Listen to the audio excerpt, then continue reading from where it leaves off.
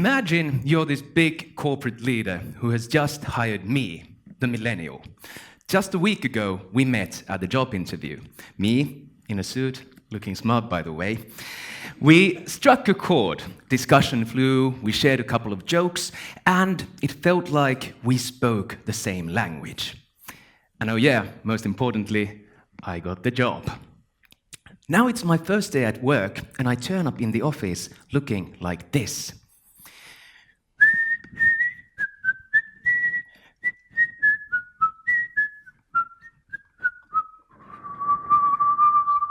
It's actually harder than it looks like.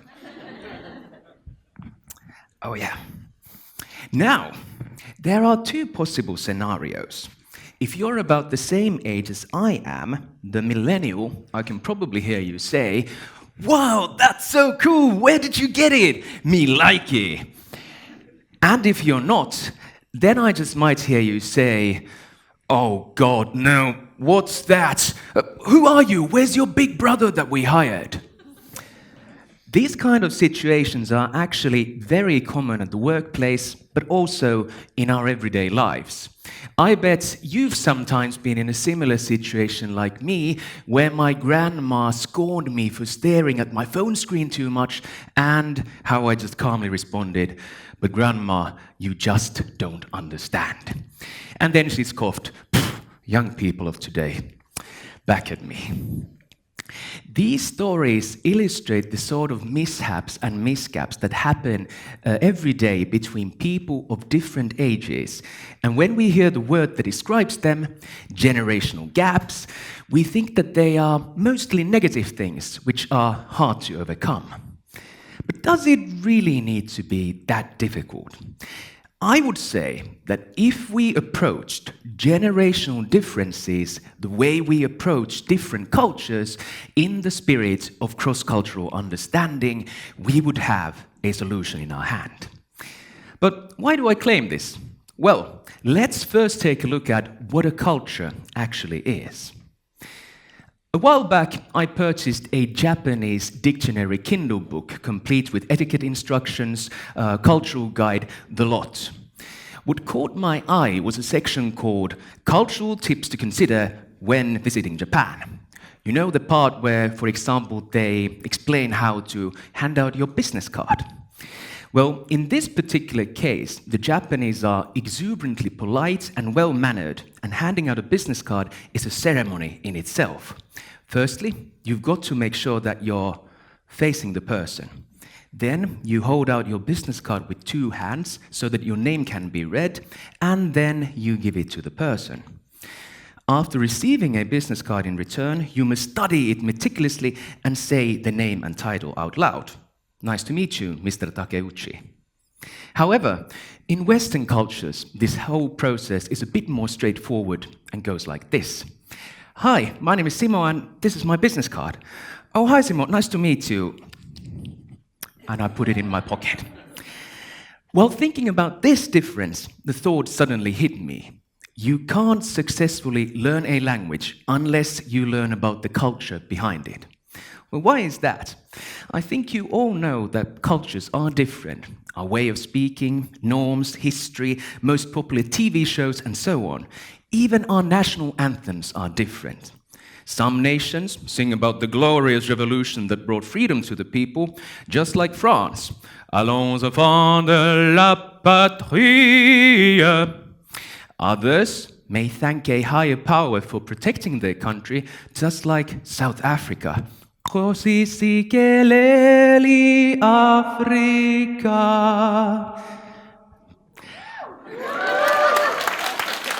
But if you're from Finland, you create a brilliant country brand campaign about how wonderful your country is for visitors to see, and you sing, "On maamme köyhä siksi jää," which directly translates to, "Oh, our land is so poor and so shall it stay."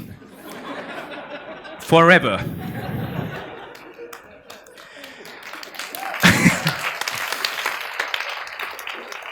The reason why dictionaries have cultural tips in them is because, by nature, we want to be understood and respect one another. It's written into our DNA, though it's quite hard to believe in today's world of discord. And these tips help us navigate some of those tricky situations that could otherwise turn into those mishaps and misgaps I was talking about. Everyone knows that cultures are different. So, if there's a difference in cultures, there must be a difference in generations too. Let's take an example.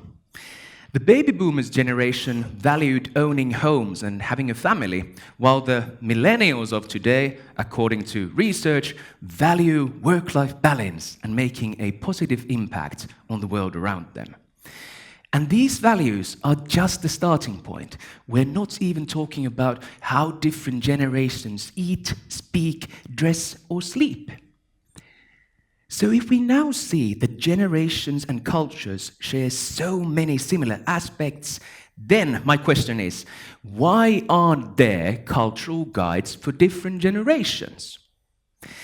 Currently, the world is home to 5 different generations, which I've put on the timeline over there, according to my own definition of what their generation-defining moment was.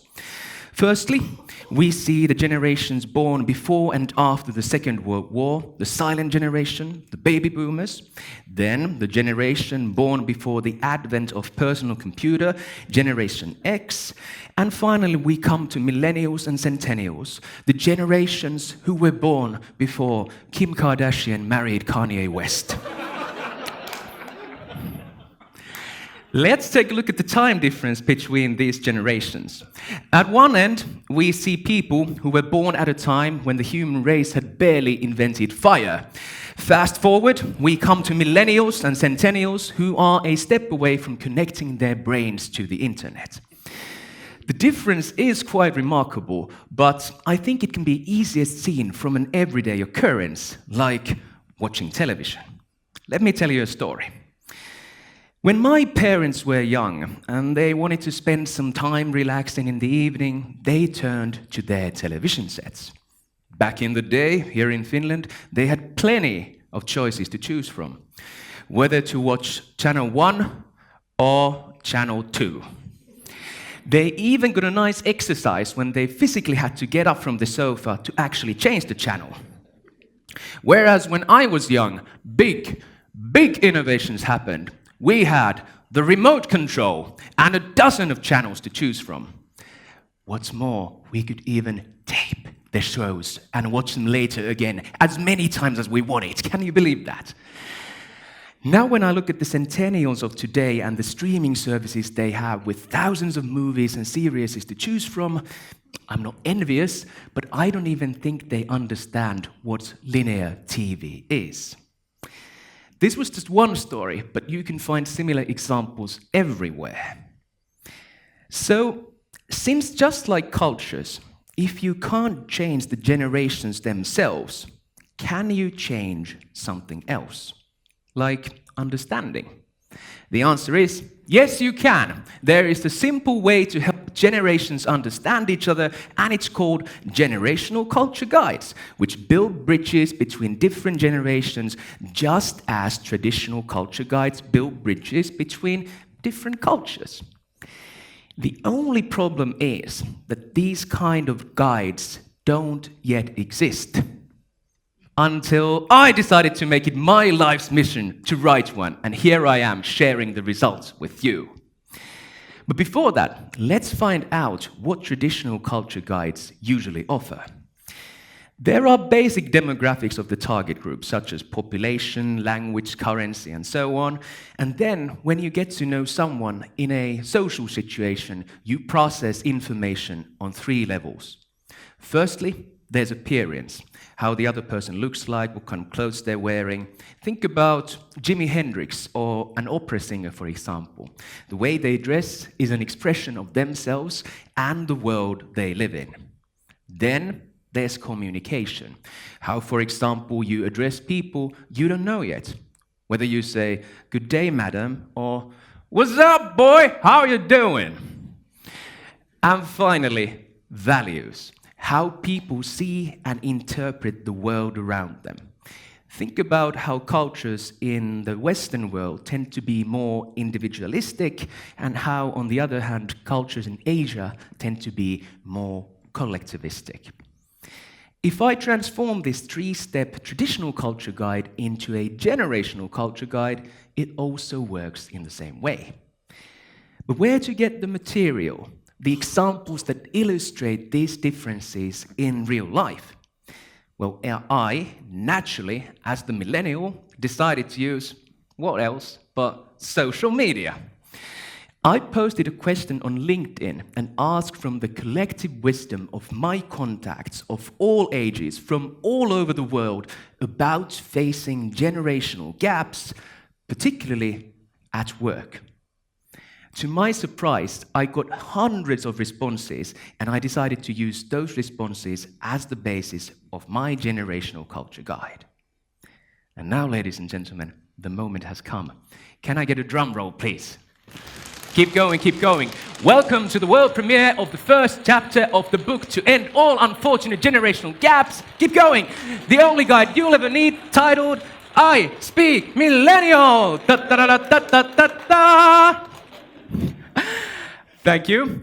Every chapter goes through a different life situation and is presented with the examples and steps I told you about earlier. And naturally, chapter 1 is about work. Let's go. 1. Appearance. Can you tell me the difference between these two pictures?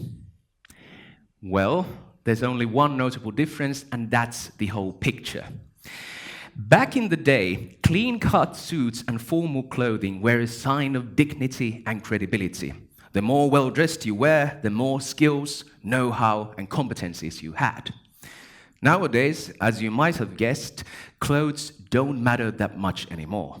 The current generations believe that actions speak louder than clothes, to paraphrase a well-known saying, and that there are no norms when it comes to clothes. In fact, believing that there is a right thing to wear can lead to a situation where others think you're pretending to be someone else than who you really are. You must stay true to yourself. This is also a great example to show how the symbols of earlier generations don't always transcend generational borders, just as cultural symbols don't always cross cultural borders. 2. Communication. When was the last time you wrote an email? Here's an email from my boss to my colleague where she was praising her wonderful work. If I translate this email into millennial speech, it would look like this. In the last 20 years, technology has completely changed our lives, and people like me who have seen life before the digital era can only be called digital immigrants, as opposed to digital natives who have a completely different understanding of how these systems can be used. This is why instant messaging has taken over the way we communicate in our everyday lives, but also in companies all around the world, be those companies young startups or well-established firms. And finally, values. When you think about the word work, what is the first thing that comes to your mind? Is it a pleasure, duty, joy, or a must? There is no one right answer, but your choice can reveal a lot about you. The thing we humans never stop doing is thinking, and the ideas and ideals will constantly change. What seemed impossible just yesterday might be today's reality. Probably the biggest difference between the current generations and the ones before them is how they understand job relations. Joe, a 60-year-old retired manager from California, wrote to me that when he entered working life, it was safe to assume that he would only work for one company for the rest of his life. He continued by saying that he sees the young generations today and feels happy that they are trying out different options before they settle into something and find out what their real passion is. And if you think that these new ideas are as new and revolutionary as the generations promoting them, think again. It was only about 90 years ago when the famous Russian writer Maxim Gorky wrote that when work is a pleasure, life is joy. But when work is duty, life is slavery. Quite a revolutionary thinker he was. I bet back then it was a bit harder to make that statement ring true. To be continued. Well, this was just a little sneak peek of what a generational culture guide could look like, and if I ever manage to write one, the complete edition will be much more extensive and covers other life aspects as well. But the big idea behind all this was that generations are just like different cultures, and the key is to try to understand them rather than forcefully trying to change them. Generations are different, and that's okay. Changing people is fiendishly difficult, but improving understanding is much, much easier. And when you improve understanding, that's when real change truly becomes possible. If you look back at the arguments and conflicts you've had in your life, how many could you have avoided by just taking a step back and trying to understand? So, maybe next time when you feel that somebody's a complete doofus, be it someone older or younger than you, maybe there's something you didn't understand. But hey, no worries. Now you know what to do. Take a step back, pick up your phone, start your generational guide app provided by me, if I ever manage to finish it. Use it and don't lose it. Hopefully available someday on all Android and iOS devices, making your life easier, one encounter at a time. Thank you.